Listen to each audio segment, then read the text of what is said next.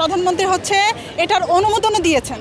উনি কোন সেন্স থেকে এটা দিয়েছেন সেটা আমার জানা নাই। 1 লক্ষ টাকার একটা বাইকে সরকার 2 লক্ষ প্লাস টাকা পাচ্ছে অলরেডি। আসলে আমাদের উপরে এক্সট্রা বোঝা চাপিয়ে দেওয়া হয়েছে, মানে সেভিংসই করতে পারে না। সেখানে যদি 10,000 টাকা করই দিয়ে দিতে হয় তাহলে এটা জুলুম হয়ে গেল না। সরকার বিবেচনা না করে এটা জুলুমই আমাদের জন্য, অবশ্যই জুলুম। বাইকটা এখন বিলাসিতা হিসেবে ইউজ করি না, কর্মের তাগিদে ইউজ করি। আমাদের হয়ে কেউ কথা বলার মতো কেউ নাই। বাড়তি যে আয়কর হিসেবে বাইকে একটা করের সিস্টেমটা চালু করতেছে, এখনও করে নাই, জানি না কতটুকু সফল হবে। তো এইটা একদম অযৌক্তিক একটা ব্যাপার। হ্যাঁ, সিসি ভেদে যে 2 থেকে 10,000 টাকার একটা যে আমাদের মানে টাকার সীমা দিয়ে দিয়েছে, এই জিনিসটাও আমার কাছে অযৌক্তিক মনে হচ্ছে। আর মনে হচ্ছে হলে গিয়ে যে বাইকারদের উপরে কেন যেন উটকা কিছু ডিসিশন আছে, সেই ডিসিশনগুলো না জোর করে চাপায় দেওয়া হয়। কারণ আমাদের বাইক ওনার অ্যাসোসিয়েশন নাই, আমাদের হয়ে কেউ কথা বলার মতো কেউ নাই। আর এর জন্য আর কি এই জিনিসগুলো একটুখানি বেশি আকারে ধরা পড়তেছে বা দেখা যাচ্ছে। অবশ্যই জুলুম হবে, কারণ আমরা যারা বাইকার আছি তারা কিন্তু বাইকটা এখন বিলাসিতা হিসেবে ইউজ করি না, তারা কর্মের তাগিদে ইউজ করি, তারা কোনো না কোনো কাজ করার মাধ্যমে ইউজ করি। সো আমাদের জন্য জুলুম হয়ে যাবে। সরকার চাইলে যে কোনো একটা জিনিসের উপর কর আরোপ করতে পারে, কিন্তু এই করটা আমার জন্য কতটুকু ল্যাজিট হচ্ছে সেই জিনিসটা যদি সরকার বিবেচনা না করে তাহলে আসলে এটা বলবো এটা জুলুমই আমাদের জন্য, অবশ্যই জুলুম। কেন কর বাড়াইতে হবে? কারণ একটা বাইক বাংলাদেশে ঢোকার আগেই ট্যাক্স দেওয়া হয়। সেই ট্যাক্সটা কার কাছ থেকে নেওয়া হয়? বাইকটা তো আমরাই কিনি। যখন মানে একটা বাইক যখন বাংলাদেশে ঢুকে তখন হচ্ছে 156% ট্যাক্স সরকার নেয়।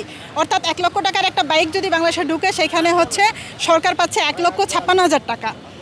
তারপরে আবার আমরা রেজিস্ট্রেশন ফি বাবদ টাকা দিচ্ছি, সেখানেও পাচ্ছে টাকা। আপনি যদি সব টাকা হিসাব করেন 1 লক্ষ টাকার একটা বাইকে সরকার 2 লক্ষ প্লাস টাকা পাচ্ছে অলরেডি।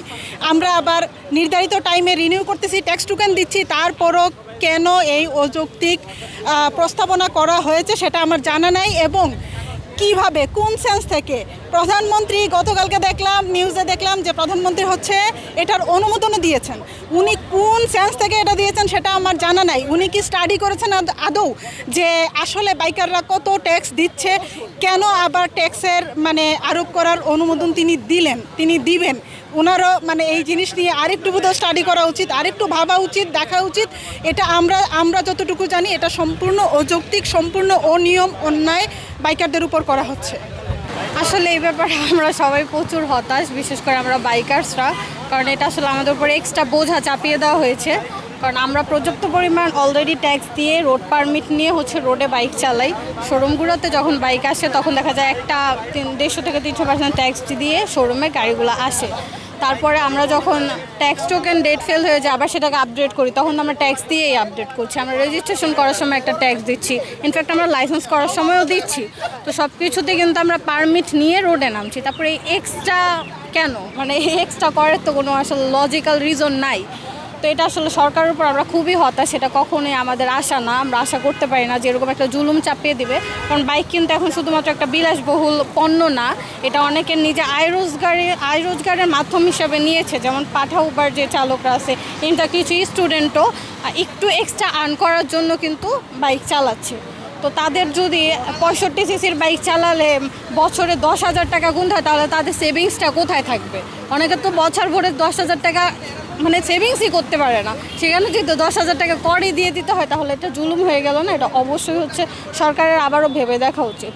আর এছাড়াও আমাদের দেশে দেখেন এই যে অটো চলে, অনেক বেশি অটো, তারপর ট্যাক্স ছাড়া অনেক গাড়ি টাড়ি অভাব নেই আমাদের দেশে প্রচুর। এগুলোর ব্যাপারে কি আইন নেই? আইন কি শুধু বাইকার্সদের জন্যই? তো এই ব্যাপারে হচ্ছে সরকারের প্রতি আমার দাবি যে আপনারা এই ব্যাপারগুলো দেখেন। এই যে এত পরিমাণ অটো বেড়ে গেছে, এগুলোর জন্য অনেক অ্যাক্সিডেন্টও হচ্ছে। হ্যাঁ, তাদের চালানোর কোনো ঠিক নাই, তাদের কোনো লাইসেন্স নাই, তারা যেভাবে ইচ্ছা চালাচ্ছে, এগুলো তো ঠিক না। আইন করলে সবার জন্য সমান করেন, সব কিছু করেন, এটাই দাবি থাকবে।